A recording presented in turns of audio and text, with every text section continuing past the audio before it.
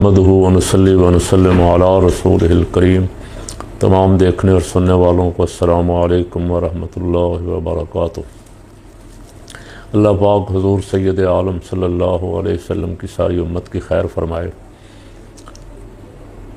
पाकिस्तान में मसाइल कम होने की बजाय, हल होने की बजाय बढ़ते जा रहे। गिलगित बल्तिस्तान का इलेक्शन वही 8 फरवरी वाला झुरलू फिर चला है और झुरलू भी खूब चला है। और ये मैं पहले कह चुका हूँ, कई दिन पहले कह चुका था, और तकरीबन पाकिस्तान के बच्चे बच्चे को पता था कि वहाँ बिलावल को ओके कर दिया गया है। और बिलावल भी कह रहा था साड़ी गल हो गई, 47 मेरे ज़िम्मे। 24 में से 18 सीटें आज़ाद उम्मीदवार जीते, उनके रिज़ल्ट रोक लिए गए और बाज़ के अभी तक रोके हुए, और पीपी को सीटें छीन छीन के दी जा रही।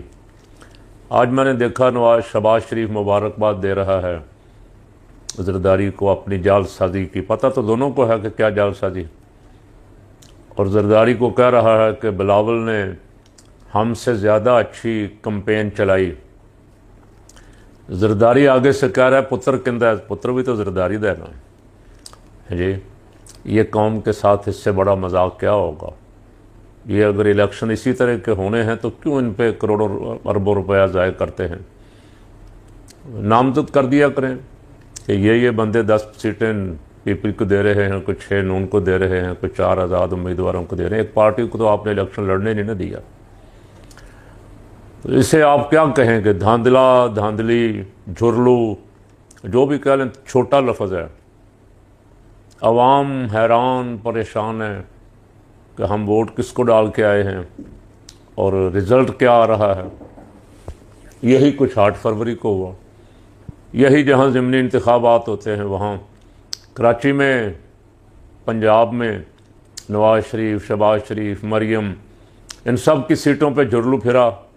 और कराची में तो बहुत बड़ा धांधला हुआ कि वहाँ जो ज़ीरो पे थे, सवाल ही पैदा नहीं होता था जिनको कोई सीट मिल जाए उनको 18-20 कौमी असम्बली की सीटें दे दी गई। अब एक दूसरे को हाजी कह रहे हैं। और उधर कश्मीर के हालात, काश ज़रदारी और शहबाज जो बार बार मुलाकातें बजट के लिए कर रहे हैं कि इतना तुम ले लो, इतना मुझे दे दो, जो पैसे के लिए लड़ रहे हैं, ये कश्मीर के लिए बैठते, ये सर जोड़ते कि कश्मीर में मामलात कैसे ठंडे करने हैं, और कश्मीर में रेंजर को या फोर्सेस को जाने से रोकते। इनकी जिम्मेदारी थी। ये एक ईवान सदर में बैठा हुआ है, एक ईवान वज़ीर आज़म में बैठा हुआ है, और कश्मीर जल रहा है। जिन्होंने पाकिस्तान के लिए कुर्बानियाँ दी, जो आज तक फ़ख्र करते हैं कि हम पाकिस्तान के साथ करीब हैं, वो क्या मांग रहे थे। वो अपने उनके मुतालबात से कोई सड़क मांग रहे थे, कोई सिटी स्कैन की मशीन मांग रहे थे, कोई इस तरह की सहूलतें मांग रहे थे। जितना पैसा यहाँ हमारी वज़ीर आला अपनी पब्लिसिटी पे खर्च कर चुकी है, और वज़ीर आज़म इश्तिहारात में, टीवी चैनलों को इश्तिहारात और अखबारों को इश्तिहारात दे के जो अरबों रुपया खर्च कर चुके हैं ना, अरबों, उसका आधा भी नहीं लगता उनके मुतालबात पूरे हो जाते। वहाँ भी जो बजट दिया जाता है उसके भी हिस्से बखरे हो जाते हैं। जिस पार्टी को हुकूमत दी जाएगी गिलगित बल्तिस्तान की, बजट भी खा जाएंगे वो। इसी तरह आज़ाद कश्मीर में होता रहा। उन पे लगाने की बजाय तबाह व बर्बाद करने पे तुले हुए हैं कि पता नहीं, इनके पेट भी नहीं भरते, वो भरेंगे भी नहीं, इनको मौत का भी डर नहीं। इस तरह सीधी गोलियां चलवाई हैं। शहबाज शरीफ, आखिर तुम अपने आप को सियासतदान कहते हो। ज़रदारी और बिलावल अपने आप को भुट्टो का जानशीं कहते हो।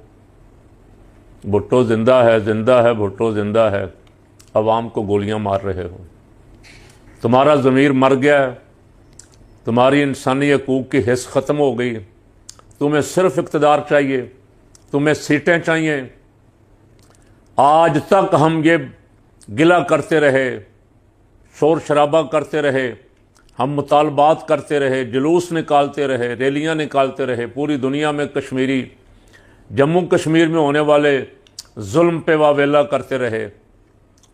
आज वही कुछ रावला कोर्ट में, पाकिस्तान में जिस तरह जो कुछ मीडिया दिखा रहा है, सोशल मीडिया पे जो क्लिप चल रहे हैं, देखे नहीं जा रहे। अपने लोगों को, मुसलमान गोली चलाने वाला और मुसलमान के सीना आगे गोली लगने के लिए हाजिर। काश ये कुछ इतना को उस जम्मू कश्मीर की आज़ादी के लिए लड़े होते तो अब तक वो जम्मू कश्मीर आज़ाद हो चुका होता। उसके लिए तो सवाल ही पैदा नहीं होता कोई कदम उठे हुए। सौदेबाजियाँ सुनते हैं कि बाजवा ये कर रहा था, फलाना ये कर रहा था, फलाना खुश करने के लिए मोदी को, इंडियन क़यादत को और उनके सरपरस्तों को और बड़ों को अपनी गैरत भी बेचते रहे और अपनों पे इस तरह चढ़ाई की हुई है जो समझ नहीं आ रही।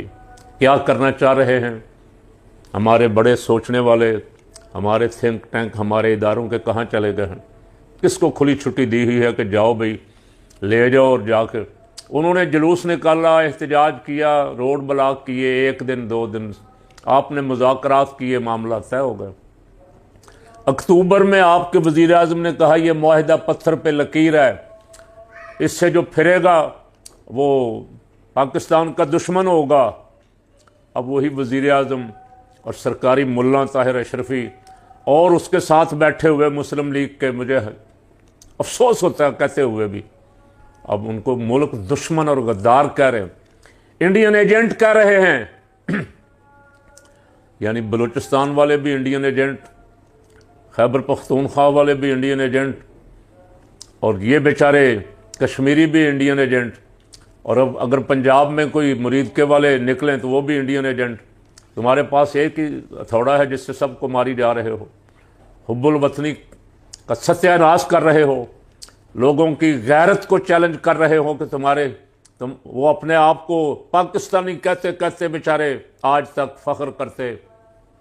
उनको ज़बरदस्ती मुल्क दुश्मन और इंडियन एजेंट और गद्दार के सर्टिफिकेट देने पे तुले हुए हो और सीधी गोलियां मार रहे हो शहबाज शरीफ। इसका जवाब देना पड़ेगा और बहुत मुश्किल होगी। अभी तो 4 दिन ऐश है ना, हाथ सर पे है, कोई पूछने वाला नहीं। अदालतें भी मातहत हो गई आपके और इदारे भी मातहत हो गए। कल इसका जवाब देना पड़ेगा। खून वो कहते हैं रंग लाएगा शहीदों का लहू, और इस जालिम जाबिर फसाई निज़ाम से इस कौम की जान छूटेगी इंशाल्लाह एक दिन। ये कुर्बानियाँ जो कश्मीरी दे रहे हैं, गिलगित बल्तिस्तान के लोग जो निकले हुए हैं, खैबर पख्तूनख्वा के और दीगर सूबों के लोग जो आज़ादी, जो अपने हकूक़ के लिए आवाज़ उठा रहे हैं, आइए इंशाल्लाह आवाज़, ये कुर्बानियाँ रंग लाएंगी। अल्लाह ताला खैर फरमाए इस मुल्क की।